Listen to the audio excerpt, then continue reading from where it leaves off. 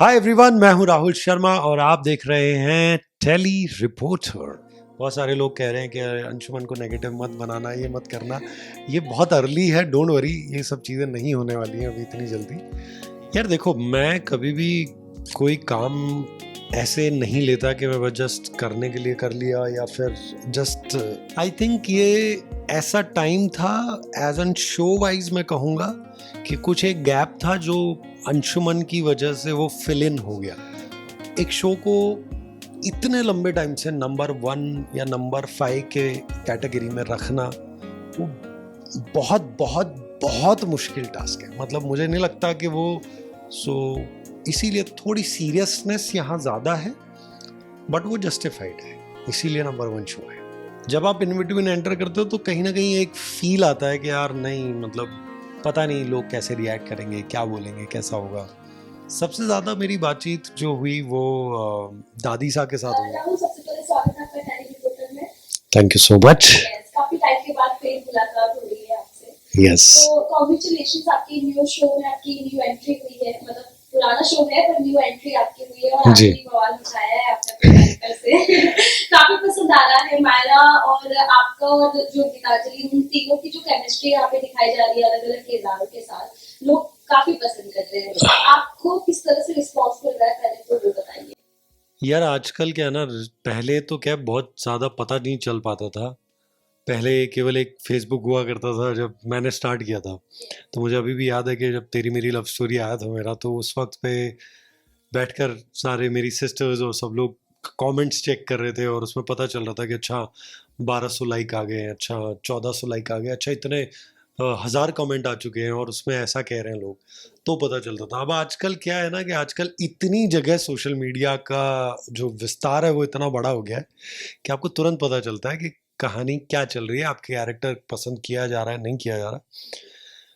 तो बदलाव वहां से लेकर अभी तक कुछ ज़्यादा हुआ नहीं, केवल ये कि वो एक्सपेंशन बहुत ज़्यादा है। तो उसकी वजह से जैसे इंस्टाग्राम जो है उससे मुझे काफ़ी कुछ पता चल गया कि हाँ, कि किरदार काफ़ी पसंद किया गया है। यूट्यूब पे मुझे काफ़ी सारे मैसेजेस आ गए, प्लस यूट्यूब पे भी काफ़ी वीडियोस उस तरह के चले। तो ओवरऑल मैं खुश हूँ यार कि इतने कम टाइम में कैरेक्टर को एक्सेप्ट कर लिया लोगों ने। और आई थिंक ये ऐसा टाइम था एज एन शो वाइज मैं कहूँगा कि कुछ एक गैप था जो अंशुमन की वजह से वो फिल इन हो गया और जिसकी वजह से ऑडियंस ने उसको इतना प्यार दिया।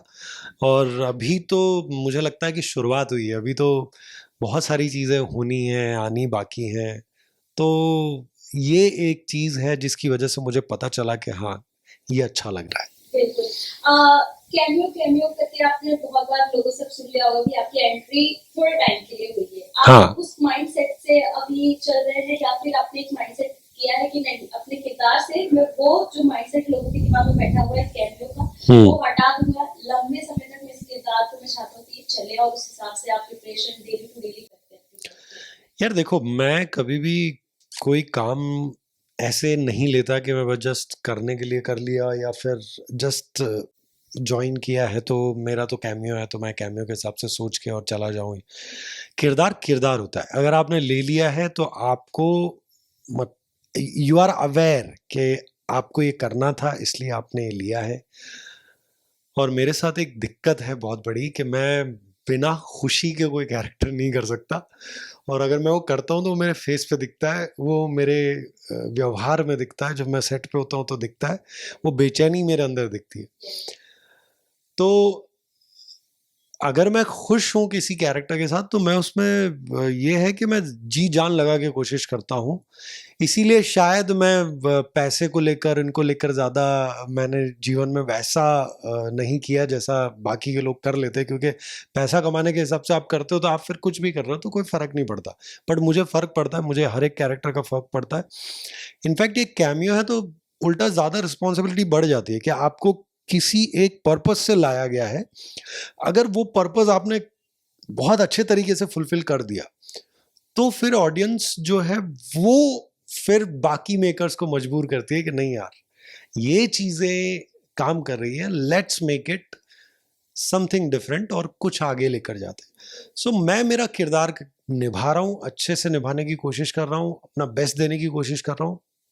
बाकी ऊपर वाले की मर्जी मैं ज़्यादा सोचता नहीं यार। बिल्कुल। लेकिन कैसा है ये रिश्ता अनजाना पे जब हम आपको मिले थे तभी भी आप वही चुलबुल से राहुल और अभी भी ये रिश्ता में देख में वैसे वही स्माइल वही जज्बा जज्बे के साथ आप दिख रहे हो, मतलब कुछ चेंजेस उसमें नहीं दिखा है। नहीं, वो आपको सेट पे दिखता था राहुल वैसा। Yes. अगर आप सेट पे देखोगे तो सेट पे चुलबुलाहट रहती है सेट पे। मुझे लगता है कि वो एक बेसिक है, क्योंकि जब आप 12-15 घंटे शूट करते हो यार, तो मुझे लगता है कि वो एक आपका हैप्पी स्पेस होना चाहिए। वो happy space, if I am leading the show तो वो मेरी रिस्पॉन्सिबिलिटी मान के मैं करता हूँ, क्योंकि क्या होता है कि एक पॉइंट के बाद जब आप बहुत टाइम हो जाता है ना शो करते करते, तो लोग जो है बहुत ज़्यादा सीरियस कभी हो जाते हैं या बहुत कैजुअल हो जाते हैं, तो दोनों ही सूरत में जो है वो ख़राब है। उसको लाइट हार्टेड रखते हुए यट अपने काम को सीरियसली कैसे लेना है, मुझे लगता है कि मैंने सालों से वही फिगर आउट करने की कोशिश की है। और मुझे लगता है कि जहाँ मैं अभी कंक्लूजन पे पहुँचा हूँ कि हंसी खुशी आपका काम बढ़िया से निकल जाए और आप सबसे बढ़िया से मिलते जुलते हर आपका दिन कट जाए, वो मेरा टारगेट होता है दिन का। जब मैं एंटर करता हूँ तो मैं उसी से करता हूँ कि यार नहीं, आज का दिन बेस्ट बनाना है, और वो बेस्ट कैसे बन सकता है मेरी तरफ से मैं कोशिश करूँगा। बाकी तो सेट पे 50 चीज़ें खराब होने वाली होती भी हैं, बट फिर भी। लेकिन जिस तरीके से एटमॉस्फेयर रहता है जहाँ का, हमें जैसे भी पता है कि राजन साई सर प्रोडक्शन के बारे में जितना हमने सुना है वहाँ पे स्ट्रिक्ट रूल्स बहुत होते हैं जिसके हिसाब से चलना होता है। कैसा ये रिश्ता अनजाना के प्रोडक्शन अलग होंगे, वहाँ के जो एटमॉस्फेयर होगा वो अलग होगा जो आपने फील किया है जी। शो चला है, तो उस हिसाब से ढलना पड़ता है, उस हिसाब से अपने यहाँ पे डालने के लिए कुछ किया, क्योंकि जो चुलबुल हमारे अंदर जो चुलबुलाहट होती है वो कंट्रोल करना मुश्किल होता है। हमारी नेचर को कोई बदल नहीं सकता चाहे कैसे भी सिचुएशन हो, तो वो कितना कंट्रोल किया राहुल ने? नहीं नहीं, मुझे लगता है कि ये नेचर बदलने वाली बात नहीं है। एक बहुत अच्छी कहावत है कि जैसा देश वैसा भेष। तो मुझे लगता है कि एक समझदार इंसान जो होता है वो कोशिश करता है कि पहले चीज़ों को ऑब्जर्व करे और फिर उसके बाद में कोई कंक्लूजन पे पहुँचे और ये सोचे कि हाँ, मुझे ऐसे रहना है यहाँ पर। मुझे लगता है कि 7 days a week telecast deliver करना बहुत बड़ा मुश्किल टास्क है, पहला। दूसरी चीज़, एक शो को इतने लंबे टाइम से नंबर 1 या नंबर 5 के कैटेगरी में रखना, वो बहुत बहुत बहुत मुश्किल टास्क है। मतलब मुझे नहीं लगता कि वो और कोई कर पाएगा। वो राजन सर की कैपेबिलिटी है या वो टीम की कैपेबिलिटी है, ओवरऑल जो स्टार से लेके सारे लोग इसमें इन्वॉल्व हैं। मैं एक्टर्स सबकी बात कर रहा हूँ मैं। वो सब लोगों की कैपेबिलिटी है कि सब लोग बहुत मेहनत करते हैं यार। मतलब मैं सेट पे अभी जो पिछले 15 दिन से हूँ ऑलमोस्ट जुड़ा हुआ शो से, बहुत मेहनत करते हैं यार ये लोग। मतलब हर एक चीज़ को अच्छा बनाने की कोशिश चलती है, तो और उसी प्रोसेस में वो थोड़ा ज़्यादा सीरियसनेस बढ़ जाती है मुझे लगता है, क्योंकि जब आपके ऊपर प्रेशर भी चल रहा है 7 दिन के टेलीकास्ट का, फिर देन आप अच्छा भी करना है और फुटेज भी उतनी निकालनी होती है, तो ओवरऑल वो बहुत बड़ा प्रेशर होता है जो बिल्डअप होता है, और उसको मीट अप करना वो थोड़ा डायरेक्टर्स के लिए, एक्टर्स के लिए, सबके लिए हैवी होता है। सो इसीलिए थोड़ी सीरियसनेस यहाँ ज़्यादा है, बट वो जस्टिफाइड है, इसीलिए नंबर 1 शो है। बिल्कुल। तो राहुल ने समृद्धि और रोबिन और बाकी जो अदर कास्ट है तारिसा और विद्या के साथ आपकी जो बॉन्डिंग दिखाई जा रही है, जी। तो आपको पसंद कर रहे हैं जी। कैरेक्टर को, सो उनके साथ किस तरह से बॉन्ड शेयर कर रहे हैं? क्या कुछ किस्सा अगर कुछ मजेदार हुआ होगा सेट पे आपका उनके साथ? यार सबसे अच्छी चीज़ ये रही कि मैं इस तरह की चीज़ों में, मतलब कोई शो चलता हुआ रहे और उसमें बीच में एंटर करना, तो मुझे हमेशा से ये रहता था कि यार जब सब लोग अपने अपने पैरामीटर्स बना चुके होते हैं, सब लोग सेट होते हैं अपनी ज़िंदगी में, तो जब आप इन बिटवीन एंटर करते हो तो कहीं ना कहीं एक फील आता है कि यार नहीं, मतलब पता नहीं लोग कैसे रिएक्ट करेंगे, क्या बोलेंगे, कैसा होगा। बट यहाँ पे मुझे बहुत सारा प्यार मिला और बहुत बहुत अच्छे से ट्रीट किया गया सेट पे, एंड स्पेशली द एक्टर्स, जिनकी तरफ से मुझे एक वार्म वेलकम टाइप फील कराया गया। सबसे ज़्यादा मेरी बातचीत जो हुई वो दादी सा के साथ हुई है, और अनीता जी मतलब वो अपने आप में लेजेंड हैं, और जो उनका करियर रहा है वो तो रहा ही है। जो चीज़ें हैं, मैं केवल वो तरह से बात नहीं करूँगा, मैं बात करूँगा उनके फिटनेस जर्नी को लेकर। मैं बड़ा इंस्पायर था, तो मैं जाने से पहले आप पूरा चेक करते हो, सारी चीज़ें देखते हो। तो अनीता जी के बारे में बाकी चीज़ें तो पता ही थी, तो मैं इन जनरल मैं चीज़ों के बारे में देख रहा था, तो मैंने उनके पेज पे गया इंस्टाग्राम पे, and the way she workout, the way she maintains it, बाप रे, मतलब it's not inspiring, it's beyond inspiration, it's like the discipline you need in your life, वो वैसा है।